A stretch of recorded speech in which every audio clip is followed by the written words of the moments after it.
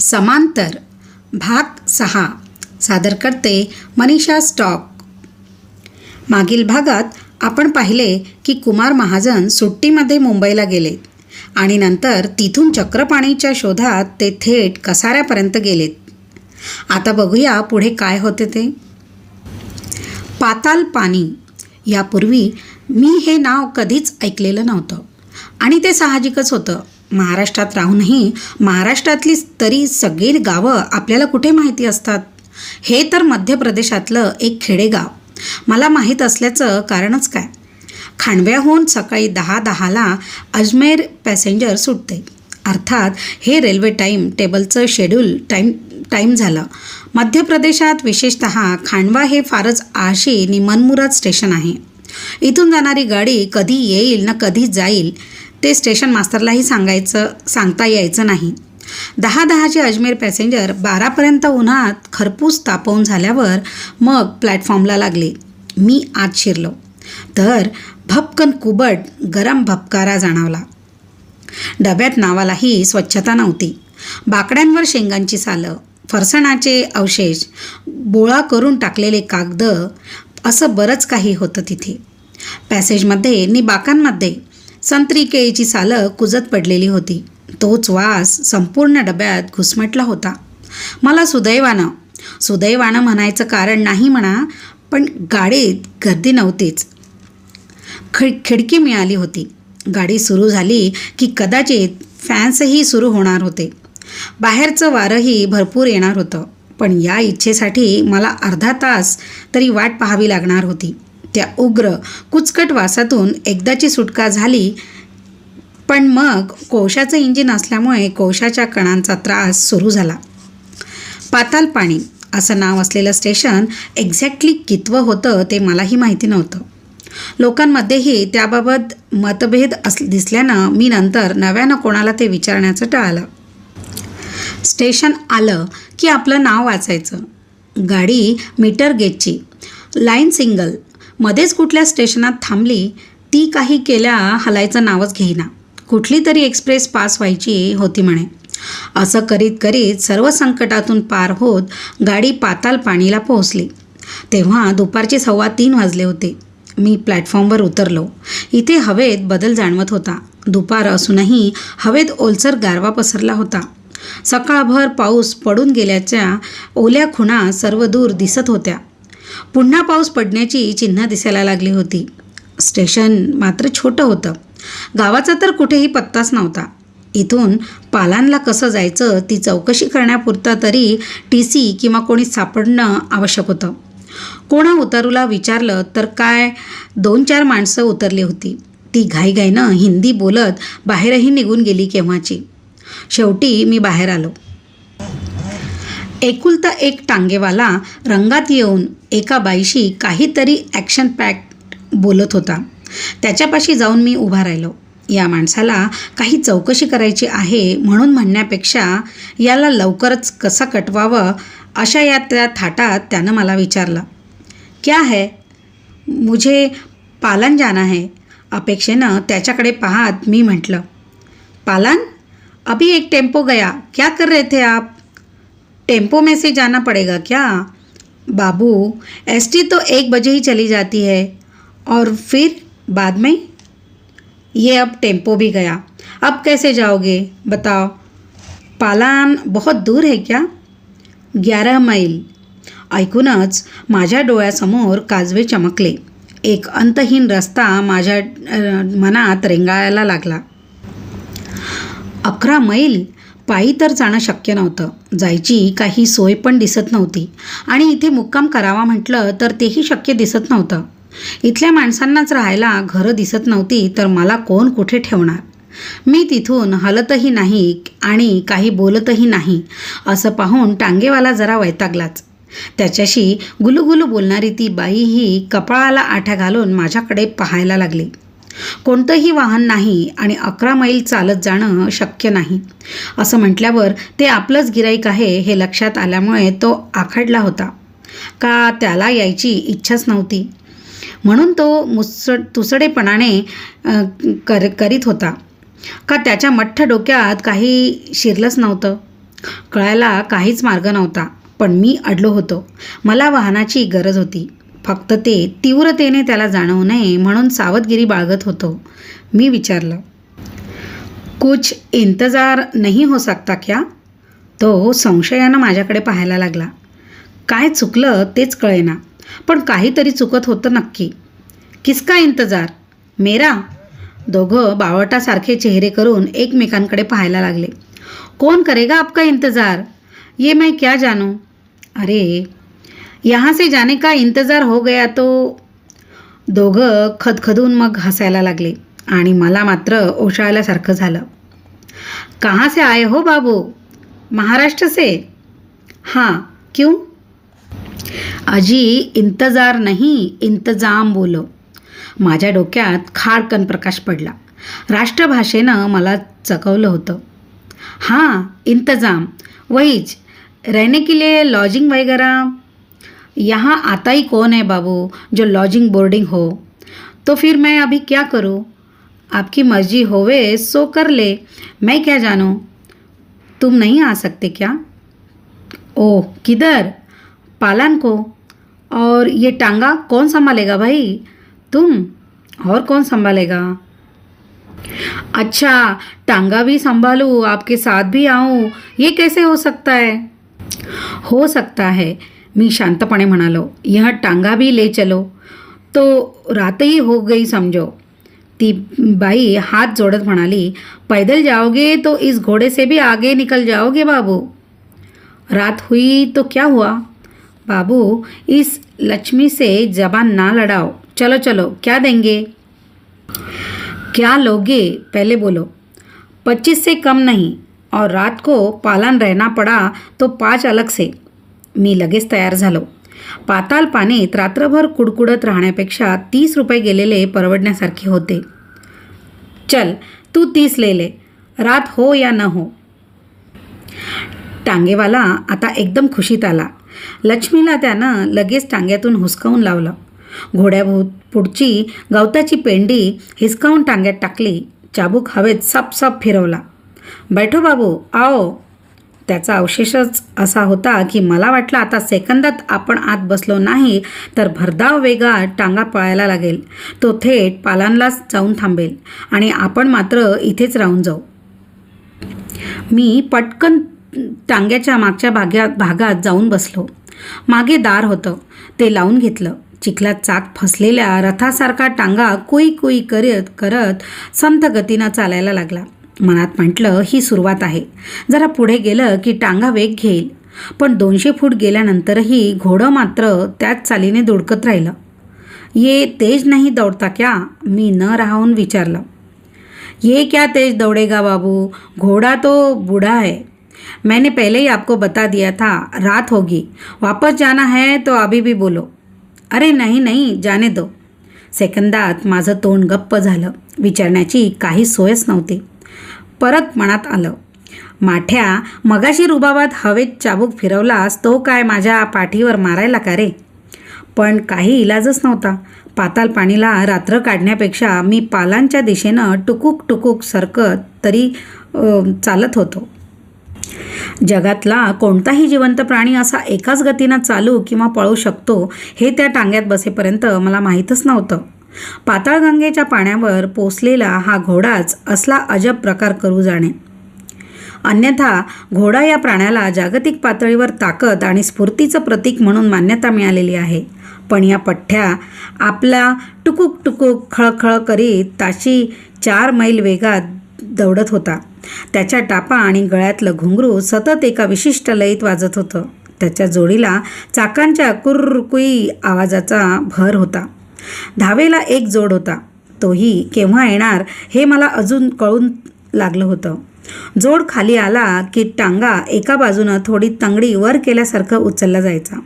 माझा ताल, लय या शब्दांशी काही फारसा संबंध आलेला नव्हता. मी जर स्नानाच्या वेळी चुकून गाणं म्हटलं तरी मी ते तालात म्हणू शकत नाही. पण त्या एका विशिष्ट गतीनं, आवाजांच्या विशिष्ट लयीनं मलाही गुंगल्यासारखं व्हायला लागलं. बघता बघता मान डुलायला लागली. गाढ मी झोप लागून गेली. जाग आली तेव्हा क्षणभर आपण कुठे आहोत तेच कळेना. पण बरेच बदल झाले होते ते जाणवले आणि त्यांचे अर्थ लक्षात येताच मी भानावर आलो. संध्याकाळ ओहोटीला लागल्यासारखा अंधार पसरायला लागला होता. टांग्याच्या छपरावर पावसाचे थेंब तडतडत होते आणि कोणत्याही प्रकारचा आवाज न करता टांगा स्तब्ध उभा होता. शरीराला भोकं पडणाऱ्या गारव्यात कसला तरी कडवट वास उग्रपणे भरून राहिला होता. आता पूर्ण शुद्धीवर येत मी इकडे तिकडे पाहिलं. चोहोबाजूंनी हिरवागार रान होतं. मधल्या पायवाटेवर टांगा मात्र उभा होता आणि टांगेवाला आरामात सिगरेट ओढीत पुढे विसावला होता. त्या सिगरेटचाच तो कडवट वास होता. ये हम कहाँ आ गए बा?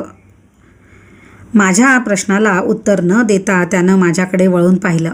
सिगरेटचा मोठा झुरका घेत टोकाला लाल जाळ रसरसला.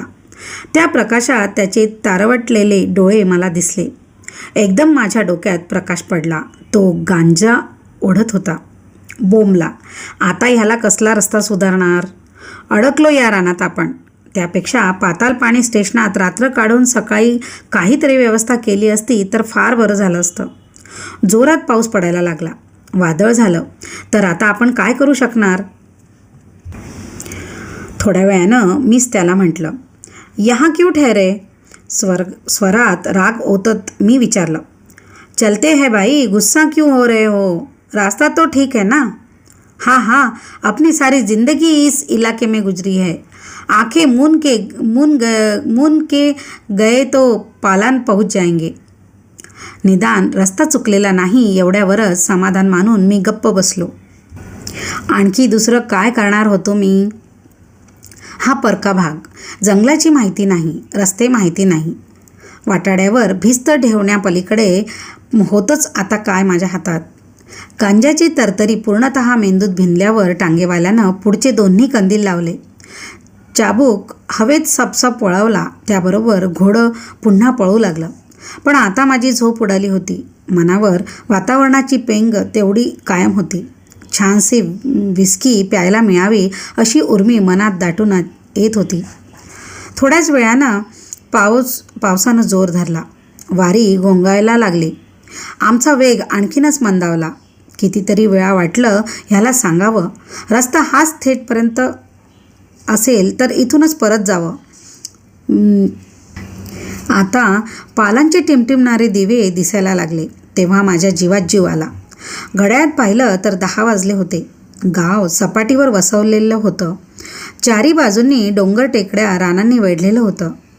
असा प्रकार मला फार आवडतो म्हणून काही दिसत नसूनही पालान मला आवडलं.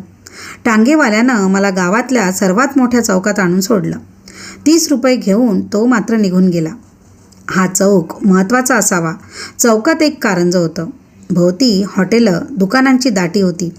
पलीकडेच STची शेड होती. तिला लागूनच काही टेम्पो, रिक्षा, टांगे उभे होते.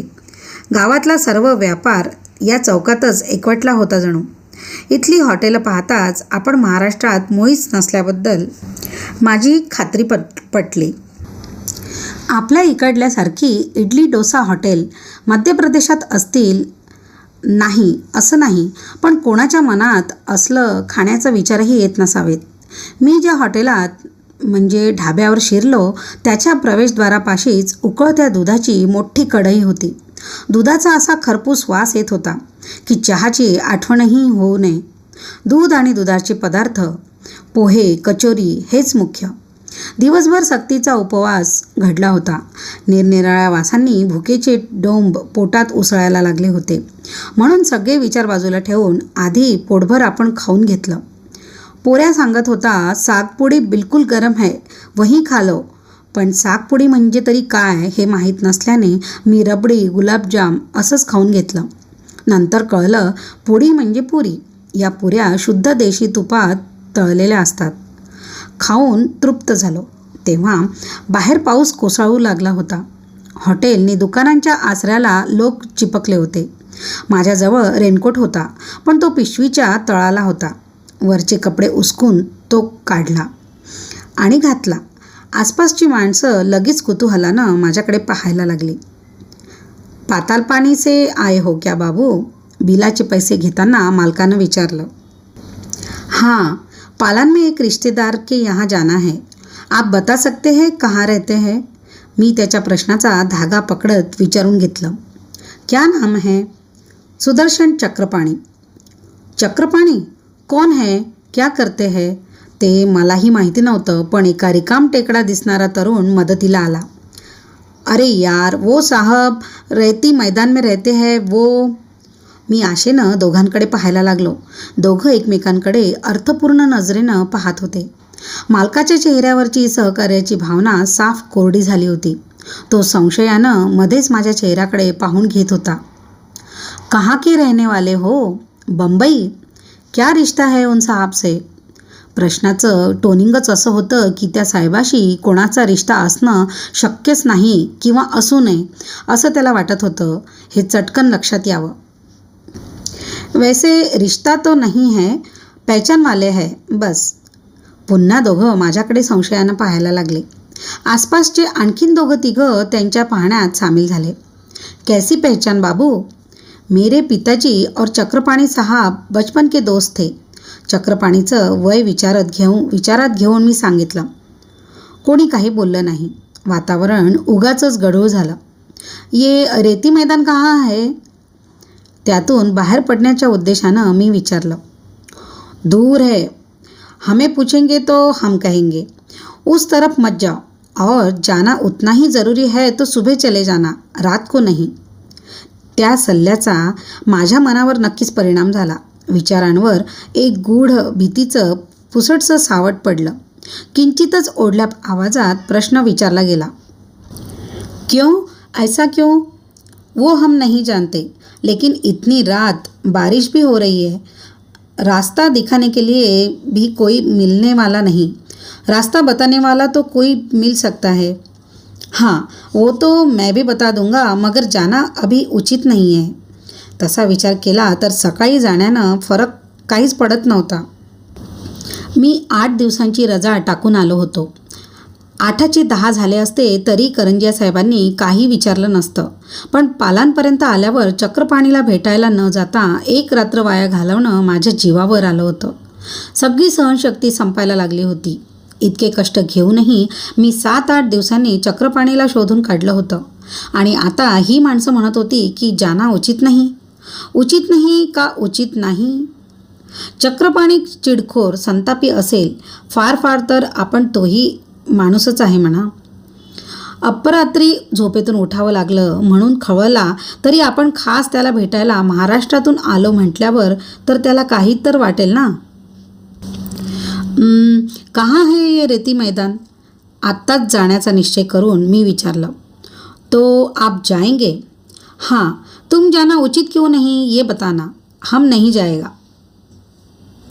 अरे यार, गांव के बाहर 1 मील का जंगल है, उसके बाद रेती मैदान आता है. कौन आएगा इतनी रात गए आपके साथ में?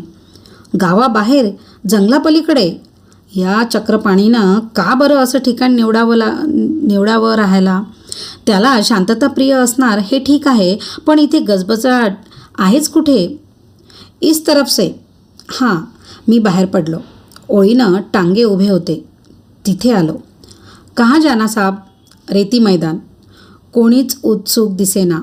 एक जण तर हा माणूसच नाही आहे अशा थाटात माझ्याकडे दुर्लक्ष करून बिडी ओढत राहिला. मीच विचारलं, चलोगे क्या? रेती मैदान? नहीं बाबू. अरे भाई क्यों नहीं?